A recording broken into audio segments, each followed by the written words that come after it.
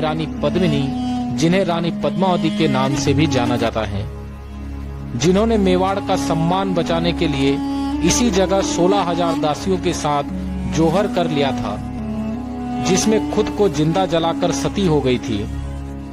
अपनी आन बान और शान के साथ खड़ा यह किला भारत ही नहीं बल्कि एशिया का सबसे बड़ा किला है, जिसमें 113 मंदिर, 84 पानी के कुंड और कई ऐतिहासिक इमारतें भी हैं। किले की बनावट, संस्कृति और कला इतनी अद्भुत होने की वजह से कहा जाता है कि गढ़ तो चित्तौड़गढ़, बाकी सब गढ़ैया।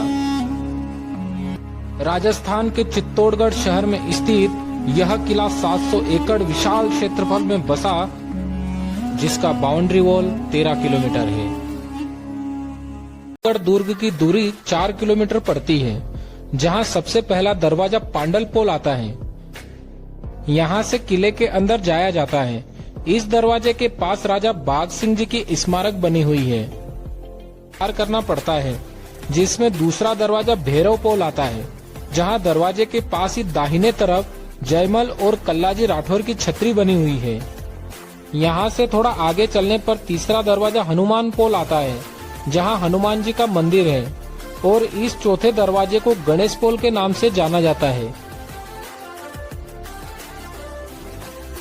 यह दुर्ग का 5वां द्वार जोरला पोल है और इसके पास लक्ष्मण पोल है, जहाँ लक्ष्मण जी का मंदिर बना हुआ है।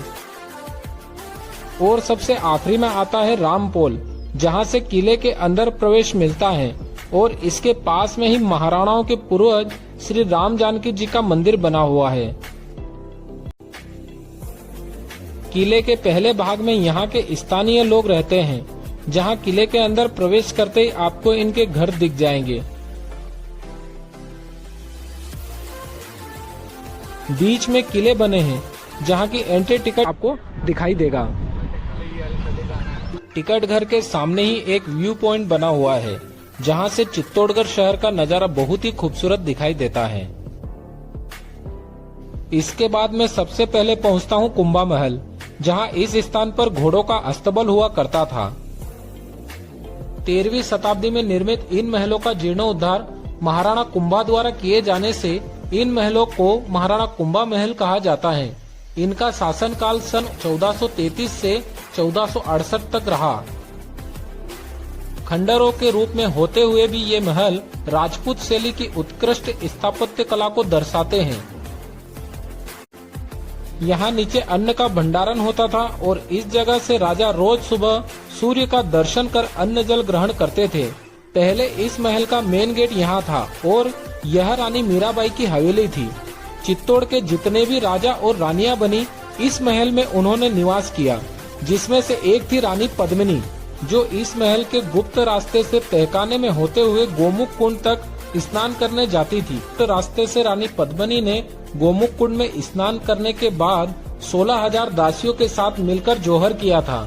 इसी महल में मीराबाई को विषपान करवाया था और इसी महल में दासी पन्नादाय ने अपने बेटे चंदन को बलवीर के हाथों मरवाकर राणा उदय सिंह की जान बचाई थी। इस कुंभा महल में शाम को 7 बजे लाइट एंड साउंड शो होता है, जिसमें चित्तौड़ के निर्माण से लेकर इस किले में जो भी ऐतिहासिक घटना घटी उन सभी के बारे में बताया जाता है। जिसका एंट्री टिकट 177 रुपए व बच्चों का 89 रुपए लगता है।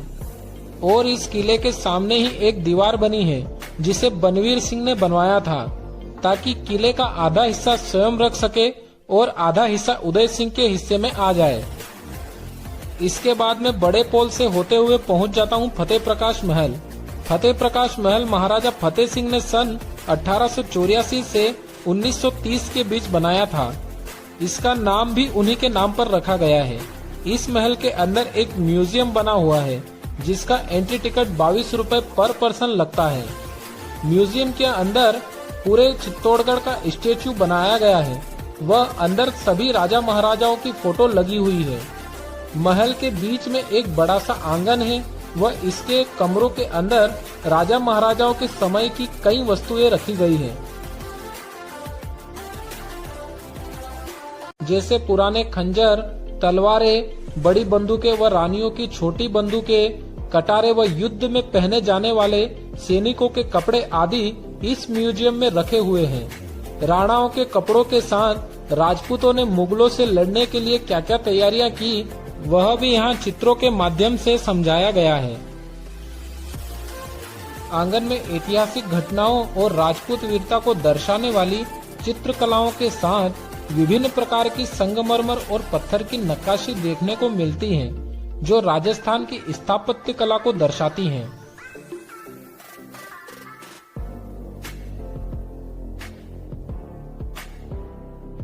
इस महल के पास ही बना है जैन मंदिर। श्री साध्वी देवरी के नाम से प्रसिद्ध यह मंदिर अपने भव्य आकर्षण रूप से अपनी आभा आज भी बिखेर रहा है। मंदिर के पीछे एक खुला मैदान है व 2 मंदिर और भी बने हुए हैं। यदि आप अपने पर्सनल वाहन से किले पर घूमते हैं और गाड़ी पार्किंग में लगाते हैं तो पार्किंग चार्ज कुछ इस प्रकार है। और पार्किंग के सामने ही बना है मीराबाई का मंदिर, जिसे कुंभास्वामी मंदिर के नाम से भी जाना जाता है।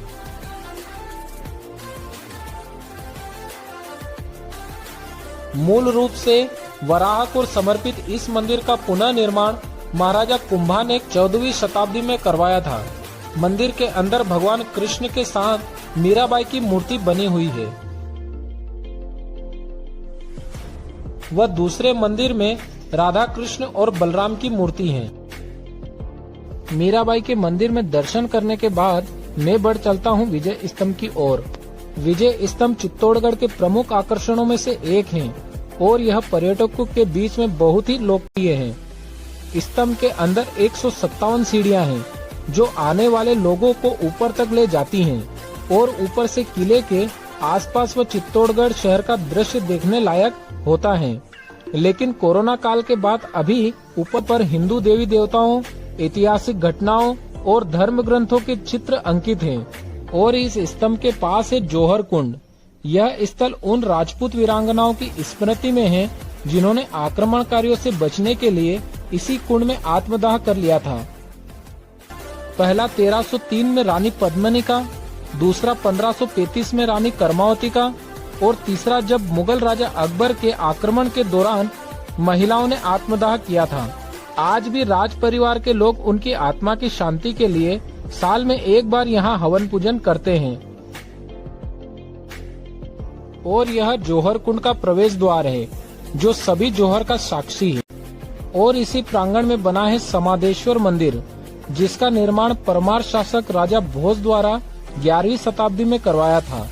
मंदिर के गर्भगृह में विशाल शिव की त्रिमूर्ति विराजमान है।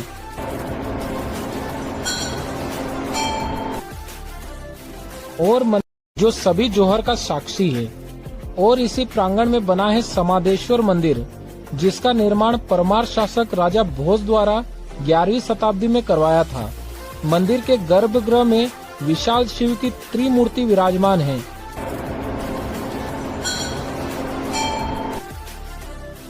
और मंदिर की भीतरी एवं बाहरी दीवारें देवी देवताओं की आकृतियों से सुसज्जित है।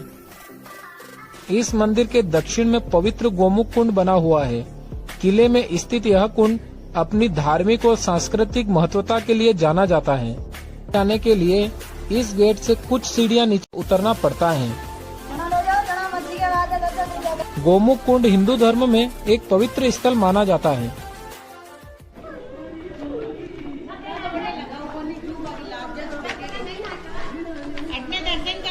इस कुंड में एक प्राकृतिक जल स्रोत है, जिसका पानी पहाड़ी के अंदर से गाय के मुख से बाहर आता है और यहाँ पर बने शिवलिंग के ऊपर गिरता है।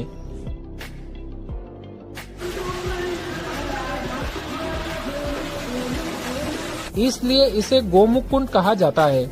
इस जल को तीर्थ यात्रियों द्वारा बड़ी श्रद्धा के साथ ग्रहण किया जाता है।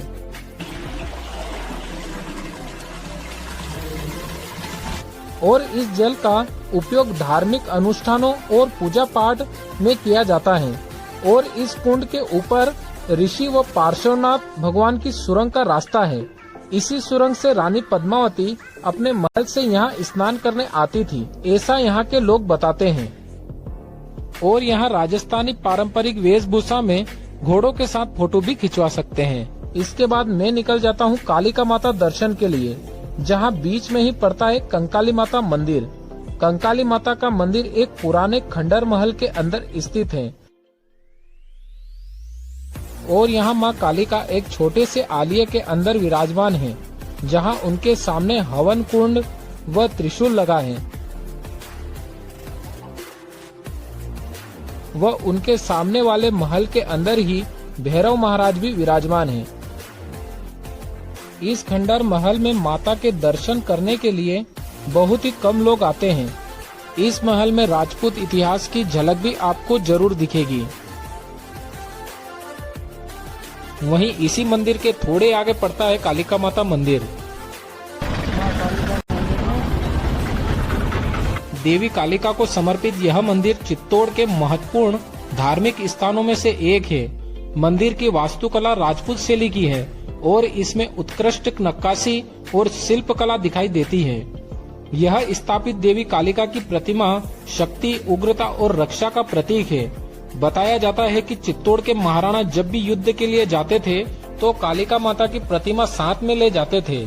नवरात्रि व अन्य प्रमुख हिंदू त्योहारों के समय यहाँ मंदिर में विशेष पूजा अर्चना, हवन व उत्सव का आयोजन किया जाता है, जिसमें श्रद्धालु बड़ी संख्या में भाग लेते हैं और मंदिर से आसपास का सुंदर दृश्य भी दिखाई देता है। इससे थोड़ा आगे पड़ता है पद्मिनी महल। इस महल का निर्माण 13वीं शताब्दी में किया गया था। रानी पद्मिनी राणा रतन सिंह की पत्नी थी, जो अपनी सुंदरता और वीरता के लिए प्रसिद्ध थी। यह महल न केवल एक ऐतिहासिक स्थल है, बल्कि राजपूत वीरता और सम्मान का प्रतीक। रानी पद्मिनी और अलाउद्दीन खिलजी की कथा इसी महल से जुड़ी हुई है। बताया जाता है कि रानी पद्मिनी की छवि को अलाउद्दीन खिलजी ने इसी पवेलियन में खड़े होकर कांच के अंदर से रानी पद्मिनी को देखा था। वह रानी पद्मिनी सामने बने जल महल के अंदर खड़ी थी। वहां से उनकी छवि पानी में पड़ी और पानी से इस पवेलियन में लगे कांच पर, जहां गोरा और बादल दोनों खिलजी की गर्दन पर तलवार रखकर खड़े थे, ताकि खिलजी पीछे मुड़कर न देख सके। वर्तमान में राजपूत करनी सेना ने यहां पवेलियन में लगे कांच को तोड़ दिया। बताया जाता है कि रानी पद्मिनी मूवी में यहां का गलत सीन दिखा रहे थे। उसके विरोध में उन्होंने यहां तोड़फोड़ की और यहां उस फिल्म की शूटिंग नहीं होने दी। इस महल के पास एक छतरी बनी है, जिसे रानी पद्मिनी का विश्राम स्थल माना जाता है और इस 3 मंजिला इमारत में सुंदर बालकनियां, खिड़की और जालीदार नक्काशी देखने को मिलती हैं। रानी पद्मिनी महल को देखने के बाद मैं चल पड़ता हूँ सूरज पोल की तरफ, जो इस महल से लगभग 3 किलोमीटर पड़ता है और बीच में पड़ता है भीमलत कुंड, जिसे भीम ने अपनी लात मार के बनाया था। और थोड़े ही आगे चलने पर रास्ते में ही युद्ध भूमि दिखाई देती है। तल व कुंभकर्ण पहाड़ी को देखने के बाद मैं आ जाता हूँ सूरज पोल के पास। सूरज पोल वह दरवाजा है जो किले का मेन दरवाजा हुआ करता था। बताया जाता है कि रानी पद्मिनी को बहन मानकर खिलजी जब देखने आया था, तब राणा रतन सिंह अतिथि समझकर उसे इस गेट पर छोड़ने आए थे। तभी अलाउद्दीन खिलजी उन्हें छल से बंदी बनाकर यहाँ से अपने साथ ले गया था। सामने इन खेतों में चित्तौड़गढ़ के राणाओं ने कई युद्ध लड़े और आज इस जगह किसान खेती करते हैं। कई ऐतिहासिक घटनाओं का साक्षी इस सूरज पोल दरवाजे को देखने के बाद मैं पहुंच जाता हूं कीर्ति स्तंभ का निर्माण 12वीं शताब्दी में एक जैन व्यापारी जीजा भट्टारक ने करवाया था, जो जैन धर्म के पहले